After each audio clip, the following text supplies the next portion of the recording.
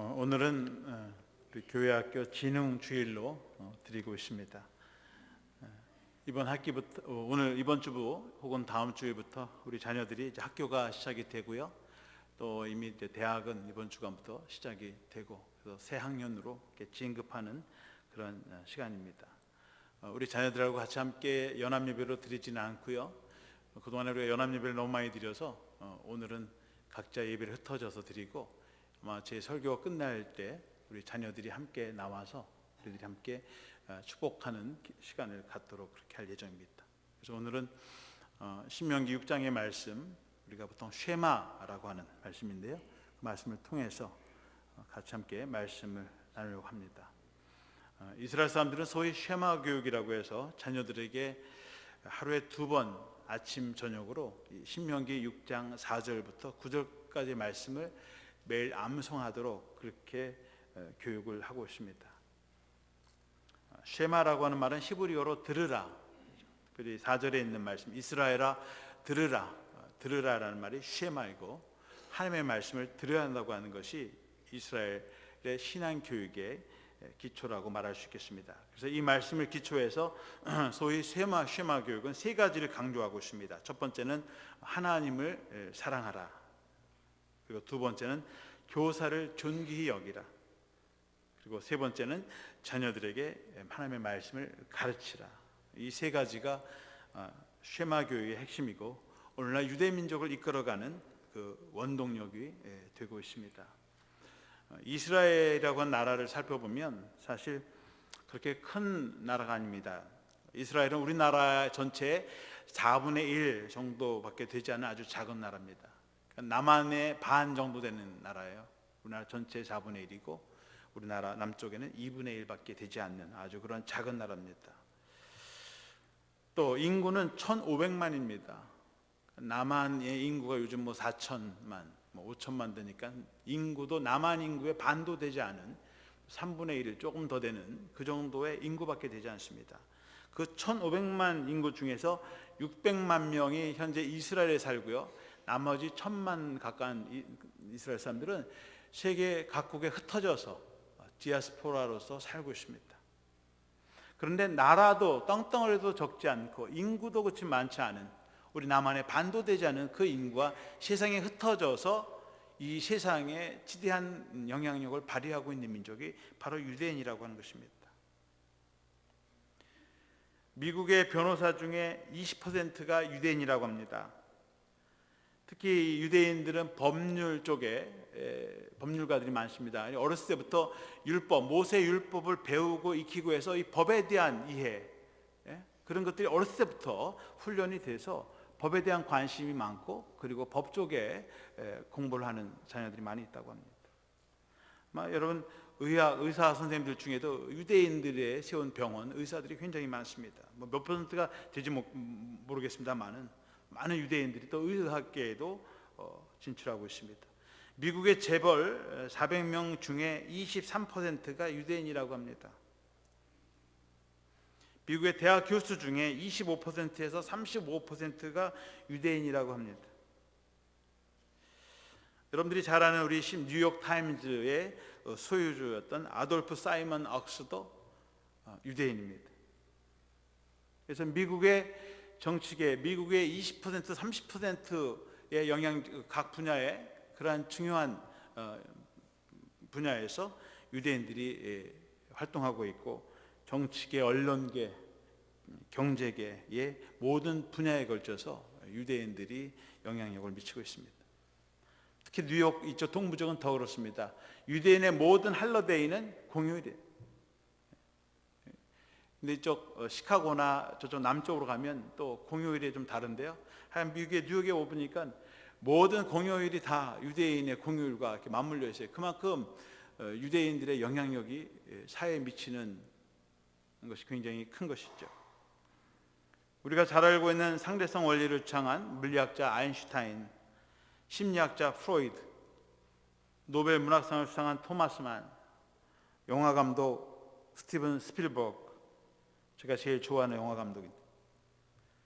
또 세계에서 가장 돈이 많은 재벌가 로스차일드 가문이 유대계예요. JP 모건, 정치인 키신저, 작곡가 멘델스존 등이 모두 유대인들입니다. 유대 역사를 공부한 학자들은 유대인들이 이렇게 세계적으로 뛰어난 민족이 된 것은 바로 이 쉐마 교육 때문에 그렇다는 거죠. 어린 시절부터 신앙 교육을 시키고, 특별히 이 신명기 6장 4절의 말씀은 아이가 태어나면서 엄마 말을 하기 시작하고 말을 뛰기 시작할 때 제일 먼저 가르쳐주는 말씀이 신명기 6장 4절의 말씀. 들으라 이스라엘아, 오직 하나님은 오직 유일하신 하나님이시다. 하나님이 유일하신 하나님입니다. 그분만을 믿고 따르는 거예요.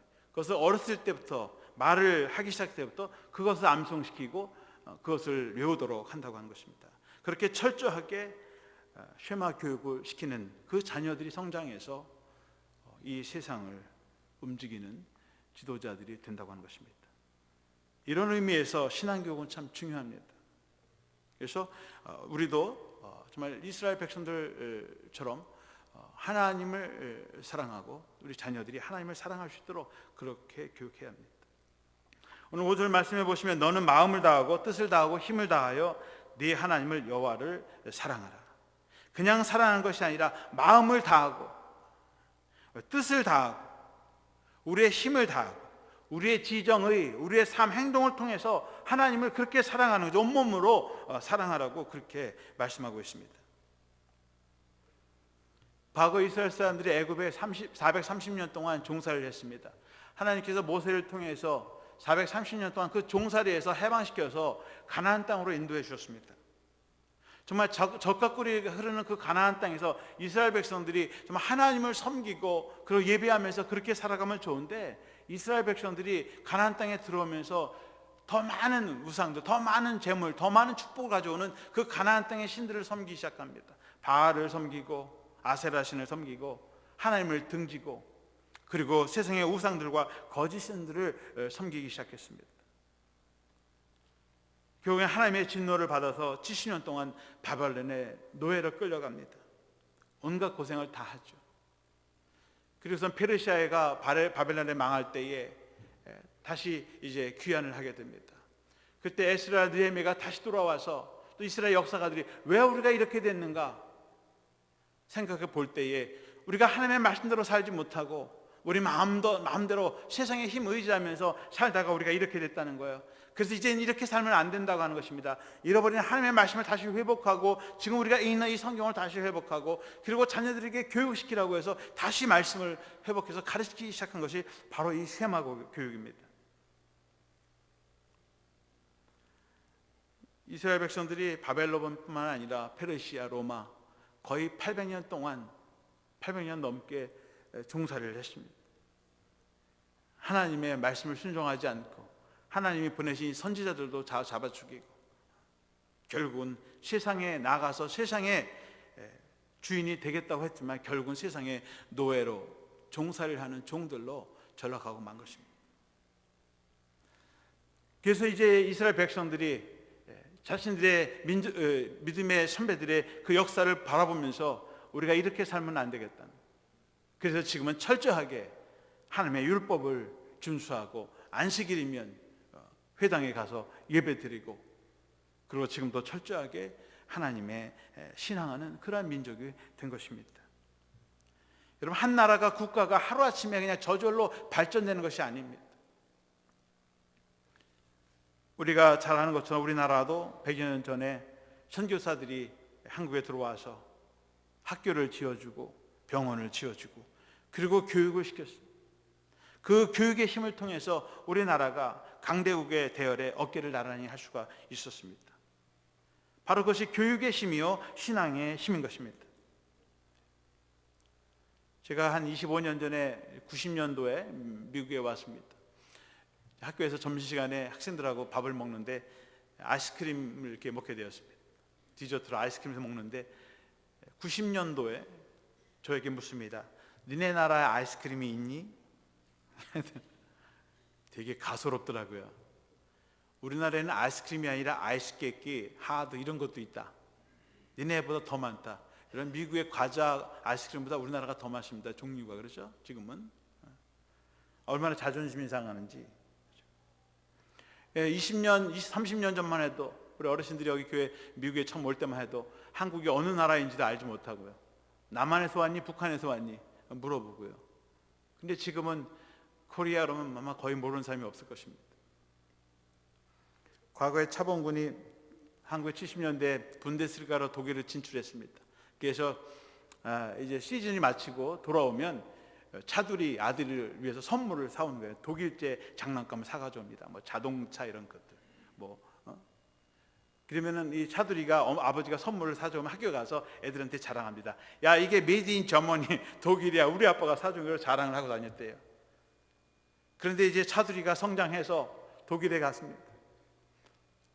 그리고 이제 시즌이 끝나면 한국에 오는 거예요. 한국에 와서는 선물을 삽니다. 뭐 셀폰도 사고 게임기도 사고. 그래서 아들에게 줍니다. 그럼 그 아들이 그런데 학교 가서 이거 메이드 인 코리아야. 우리 아버지가 한국에서 사왔어. 그럼 애들이 다 부러워한다는 거죠. 그렇게 세상이 바뀌었습니다. 옛날 메이드 인 코리아 알아주지 않았어. 메이드 인 이탈리 그러면 와, 명품.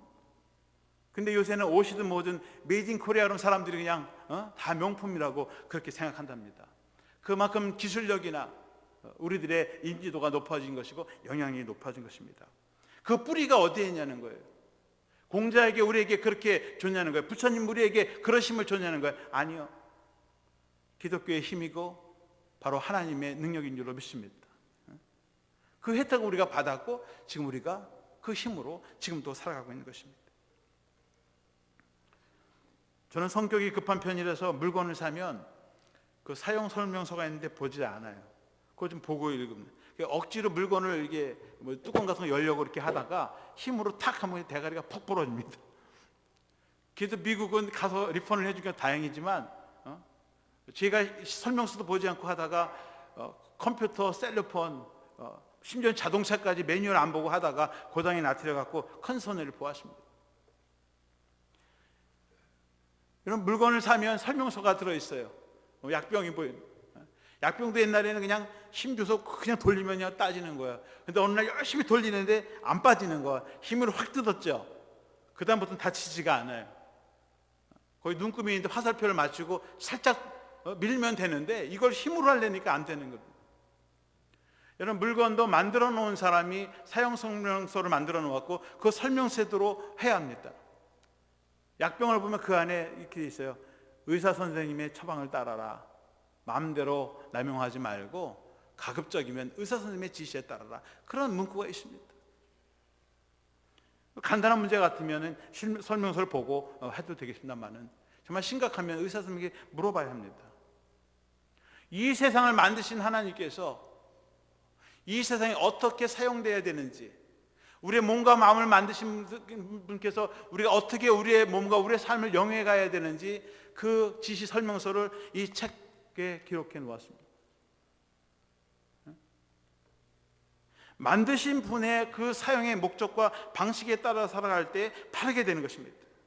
근데 우리는 그렇지 않죠. 이 세상 내 힘과 내 능력, 내 지식, 세상이 가르쳐주는 방식, 그 원리대로 살아가는 겁니다. 이렇게 터지고 저렇게 터지고 결국에는 다시 돌아와서 말씀을 들여다보고 그리고 다시 시작하게 되는 경우가 있습니다. 하루는 한 율법 교사가 예수님께 와서 물었습니다. 당신은 제일 큰 계명이 뭐라고 생각합니까? 율법 교사 바리새인들이 예수님을 시험하기 위해서, 넘어뜨리기 위해서 질문을 던집니다. 그러니까 예수님께서 마태복음 22장 37절에 이 쉐마의 구절을 인용하면서 말씀하십니다. 예수께서 이르시되 네 마음을 다하고 목숨을 다하고 뜻을 다하여 주 너의 하나님을 사랑하라 하셨으니, 예수님도 이 쉐마의 말씀을 늘 기억하고 그리고 그 말씀으로 대답을 했습니다. 마음을 다하고 주님 하나 더 해서 목숨을 다하고 네 목숨까지 바쳐서 뜻을 다하고 주 너의 하나님을 사랑하라. 같은 말이지만 주님은 더 한 걸음 더 나아가서 우리의 생명까지도 바쳐라. 그렇게 말씀을 강조했습니다. 쉐마라고 하는 말씀은 들으라고 하는 말씀인데 그저 귀로만 들으라는 말씀이 아니죠. 6절 말씀에 오늘 내가 네게 명하는 이 말씀을 너는 마음에 새기고 마음으로, 또 우리의 의지적으로, 또 우리의 삶을 통해서 하나님을 사랑하라고 하는 것입니다.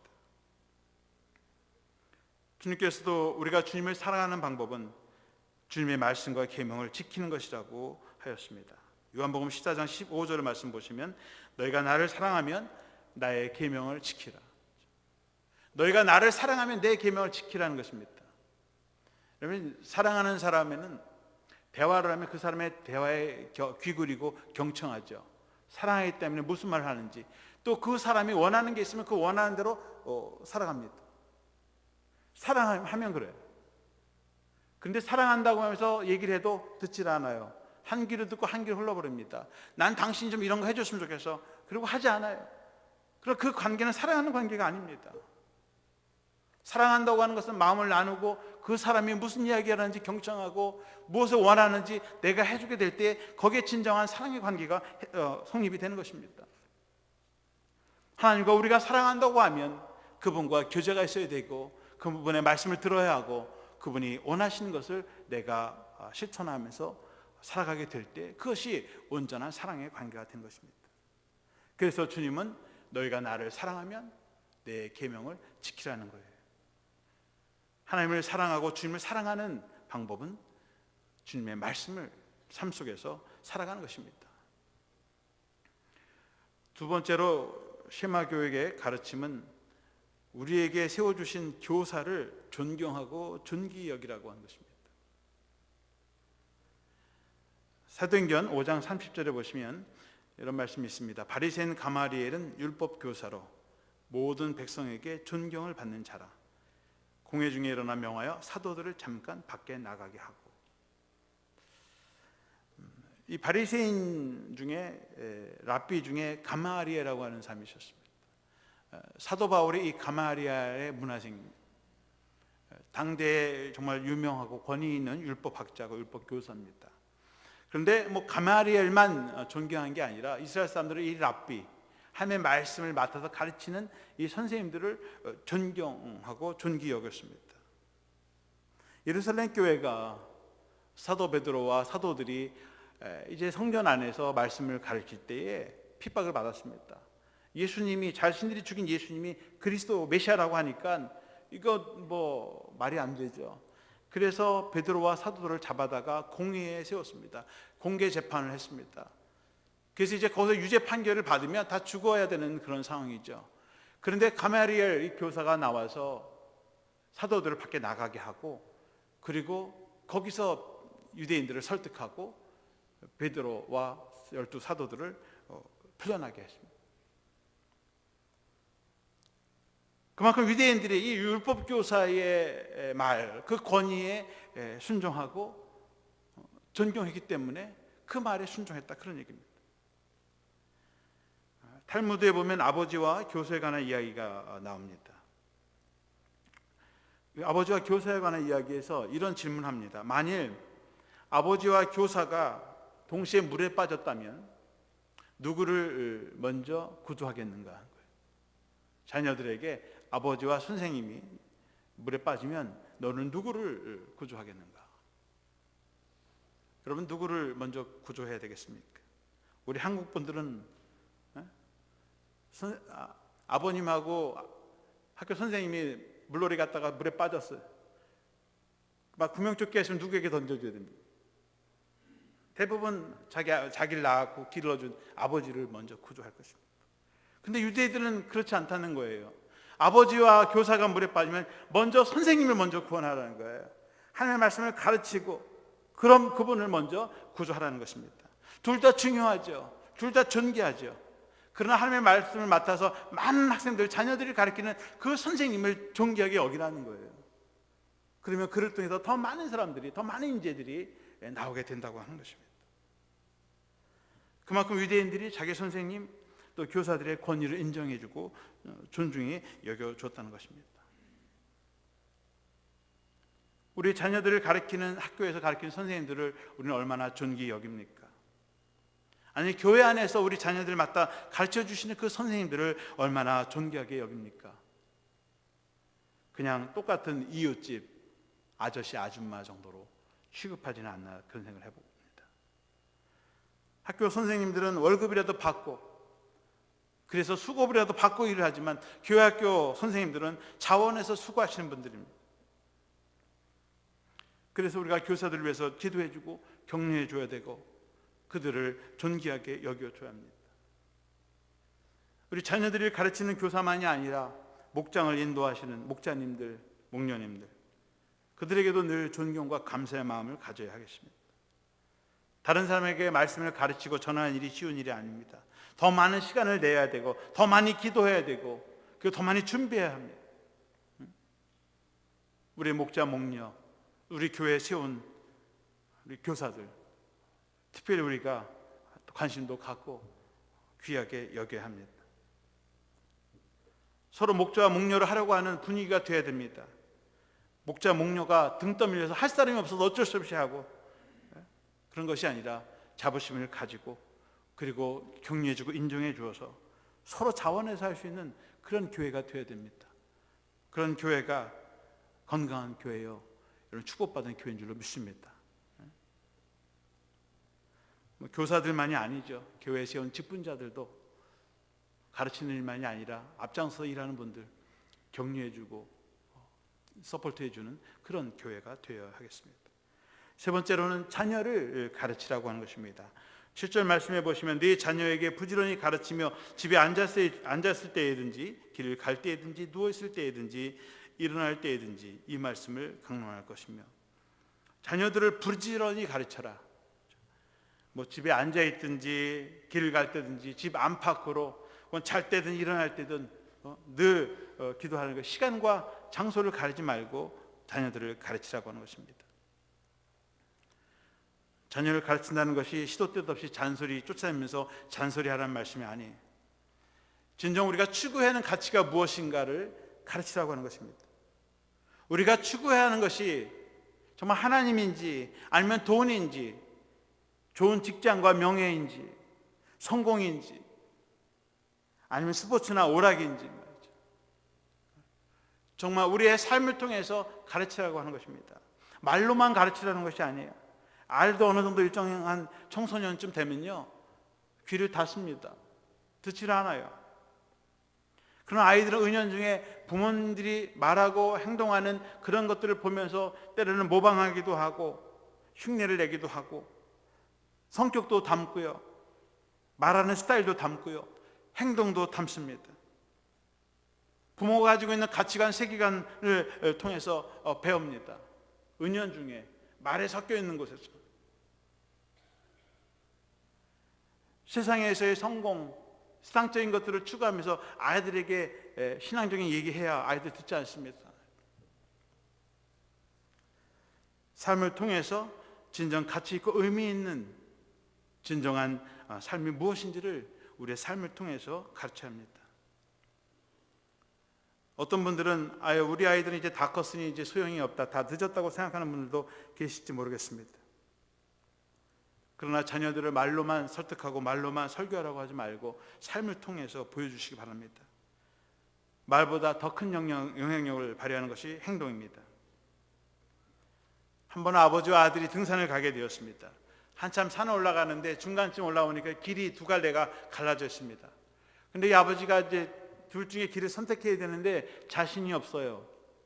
어떤 길로 가야 바른 길로 갈지. 그러나 이 아버지가 망설이다가 아들에게 말했습니다. 얘야, 이제부터는 네가 길을 인도해라. 내가 너를 따라가겠다. 그러니까 이 큰 책임감을 느낀 아들이 아버지께 단호하게 말합니다. 아버지가 앞장을 쓰세요. 저는 아버지 뒤따라가겠습니다. 잘못된 길을 가게 되면 위험에 처하게 될 것을 알고 있는 이 아들이 아버지보다 먼저 갈 수가 없었던 거예요. 아버지가 가면 나는 따라가겠습니다. 우리의 자녀들은 부모님들이 이미 걸어가 그 길들을 봅니다. 정말 성공적인 삶을 살고 있는가, 바른 길을 가고 있는가. 그리고 그것을 보고 따라가죠. 이 길이 아니다 싶으면 그 길로 가지 않습니다. 그 길이 잘못된 길이라면 정반대의 길을 갑니다.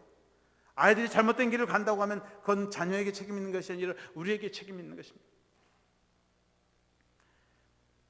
2013년 2년 전에 아시아나 항공기가 샌프란시스코 공항에 불시착을 했습니다. 비행기가 착륙을 시도할 때 속도도 너무 느리고 고도가 너무 낮아서 그만 활주로 끝에 있는 방파제를 맞고 바닷가에 있는 공항이죠. 그래서 불시착을 하고 말았습니다. 그래서 승객 중에 2명이 사망을 하고 여러분이 다친 것을 알고 있습니다. 그런데 이런 사고가 났을 때에도 마지막까지 승무원들이 승객들을 안전하게 대피해서 더 많이 발생할 수 있던 인명사고를 막았다고 하는 것입니다. 특별히 승무원 가운데서도 한 여승무원은 그 충격으로 인해서 척추 꼬리뼈가 부러졌어요. 자기 몸도 가누기 어려운 상황에서 끝까지 안전하게 승객들을 다 대피한 후에 마지막으로 탈출을 시도했습니다.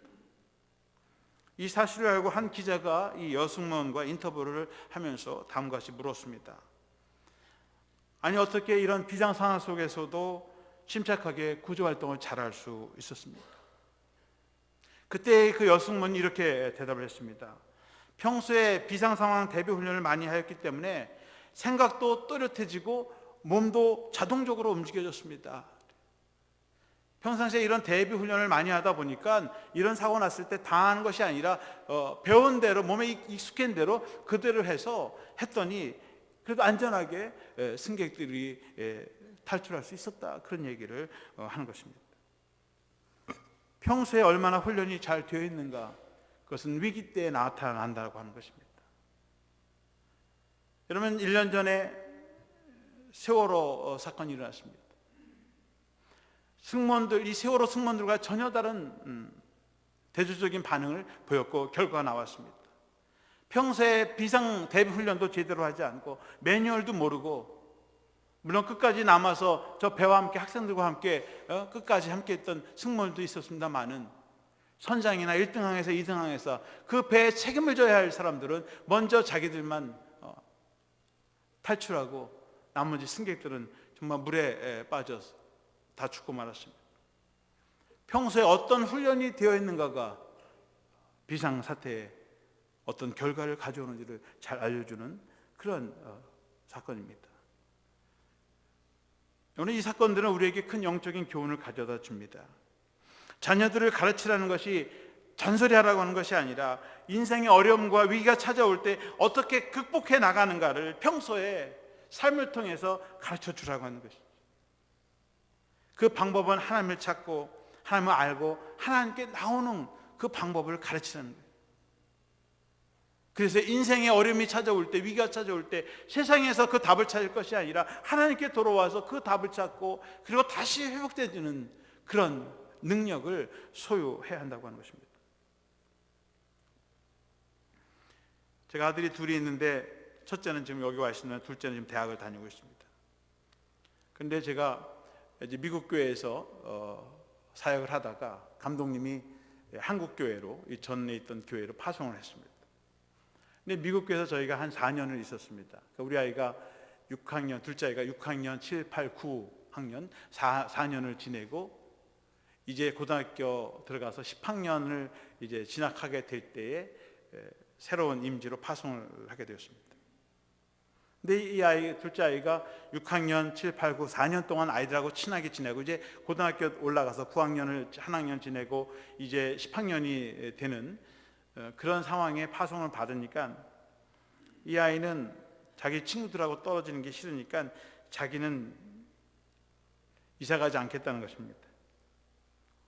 큰 아이는 마침 대학을 가게 되니까 상관이 없는데 둘째 아이는 친구들, 사랑하는 친구들 떼어놓고 9학년에서 이제 10학년 올라가는 그 학년에 자기는 이사 따라가지 않겠습니다. 어떻게 할래 했더니 방을 구해야 돼. 그러면 자기 혼자 학교 다닐 테니까 가려면 엄마 아빠만 가라는 겁니다. 근데 그렇게 할 수가 없죠. 그래서 싫다는 아이를 강제로 데리고 이사를 갔습니다. 그때부터 이제 반항기가 시작이 되는 것이죠. 아이 보고 학교 가자, 교회 가자 그러면 교회 안 간다는 거예요. 그래서 하는 말이 You ruined my life. 당신들이 내 삶을 망쳤습니다. 10학년 올라가는 아이가 그러면서 교회를 나가지 않겠다는 거예요. 그래도 한 1년 어떻게 강제로 끌고 갔는데 이제 11학년쯤 되니까 이제 힘으로도 안 되고 능으로도 안 되고 말로도 안 됩니다. 어느 날은 제가 조용히 타일렀습니다. 얘야, 나는 네가 아빠가 목사라서 교회 나오는 거 원치 않고 네가 네 믿음으로 나왔으면 좋겠다. 네 발로. 그렇게 얘기하면 그 다음 주부터 교회 나올 줄 알았는데, 그래요? 그럼 저 안 나갑니다. 그래서 한 2년 동안 교회를 안 나왔습니다.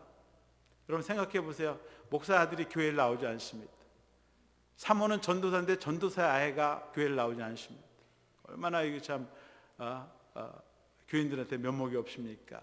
그래서 거의 2년 동안 크리스마스, 부활절 뭐 이런 절기 때만 나오고 평소에는 교회를 안 나오는 거예요. 그리고 이제 대학을 가게 되고 이곳으로 이사 오게 되었습니다. 이곳에서 방학 동안에 이제 교회를 같이 다니다가 뭐 믿음이 없어 그런 게 아니라 이제 반항이죠. 청소년기에. 그 에세이가 자기 그런 어려운 시절에 있었던 이야기들을 자기 에세이 속에 그렇게 쓰는 걸 보고 참 눈물을 많이 흘렸습니다. 이런 아픔이 있었구나. 그런 것들이 이제 회복이 됐습니다. 대학을 가게 됐는데요. 대학을 가면 좀 교회 좀 나가겠지.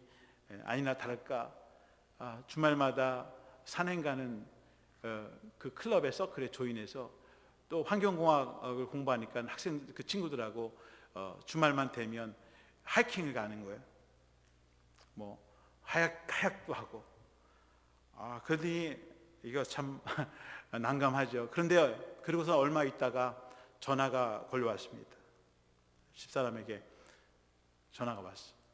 엄마, 나한테 성경책 좀 보내줘. 그래서 엄마가 놀래서, 아니 웬 성경책, 교회도 안 나가는 놈이 이번 주부터 교회 가야 되겠다는 거예요. 그래서 너 왜 그러니 말이에요. 놀래가지고 무슨 일이 있었니? 지난 주일날 친구들하고 산행을 갔는데 등산을 하고 내려오면서 두 차로 갔는데 두 차를 타고 각자 흩어져서 내려오는 길에 하이웨이에서 다른 차 한 대가 뒤집어졌다는 거예요. 사고. 졸다가 그만 졸음운전해서 아이들이 다 그냥 자다가 차가 뒤집어졌어요. 다행히 크게 다치지는 않았다는 것입니다. 이 아이가 그 사건을 통해서 사람의 삶이라고 하는 것, 죽음이라고 하는 것, 그 경계에서는 정말 종이 한 장 차이라는 거죠. 오늘 집을 나갔다가 내가 어떻게 안전하게 돌아올지도 장담하지 못하는 그런 경험을 하면서 내가 이렇게 살면 안 되겠구나 를 깨닫고 그 주일부터 교회를 나가겠다는 거예요. 지금도 교회를 열심히 잘 다니고 있습니다. 그럼 믿음도 어떻게 보면 우리의 힘으로 부모의 능력으로 되지 않습니다. 그것도 하나님의 능력에 달려있는 줄로 믿습니다.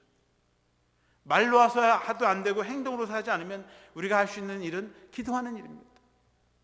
그러면 삶의 어느 언저리에서 어느 구렁텅이에서 하나님을 발견하고 그리고 다시 하나님께로 돌아오는 그런 역사가 일어나는 것입니다. 여러분 돌아온 탕자 얘기 너무나 잘 알지 않습니까? 항상 둘째 애들이 좀 소구색이에요. 지 하고 싶은 데 돌아다닌다. 인생의 위기를 맞이하면 말이에요. 물론 그리고 세상으로 나갈 수 있지만 거기서 깨닫고 믿음의 씨앗이 있으면 다시 돌아와서 어디로 가야 할 것인가 돌아와야 할 자리를 알고 있다고 하는 거죠. 다시 돌아와서 하나님 앞에 바로 서서 그리고 새로운 삶을 시작하는 것입니다. 여러분 우리의 자녀들이 늦었다고 생각하시는 분들 늦지 않았습니다. 늦지 않았어요. 우리의 삶을 통해서 마지막까지 우리가 길을 걸어가면서 하나님께 기도하면 집을 나간 자녀들도 다시 돌아와서 하나님 앞에 서게 된 줄로 믿습니다. 오늘 3절 말씀에 이스라엘아 듣고 삼가 그것을 행하라. 그리하면 네가 복을 받고 네 조상들의 하나님 여호와께서 네게 허락하신 같이 젖과 꿀이 흐르는 땅에서 네가 크게 번성하리라. 하나님의 말씀을 듣고 행동하라는 것입니다. 그러면 하나님께서 약속하신 그 복을 주시고 젖과 꿀이 흐르는 이 땅에서 우리의 자녀들이 자손들이 크게 번성하고 성공적인 삶을 산다고 하는 것입니다. 오늘 이 쉐마의 말씀을 통해서 먼저 우리들이 하나님을 사랑하고 또 자녀들을 믿음으로 가르치고 그렇게 해서 정말 하나님이 약속하신 이 땅에서 번성하시고 승리하시는 저와 여러분들이 되시기를 주님의 이름으로 축원합니다.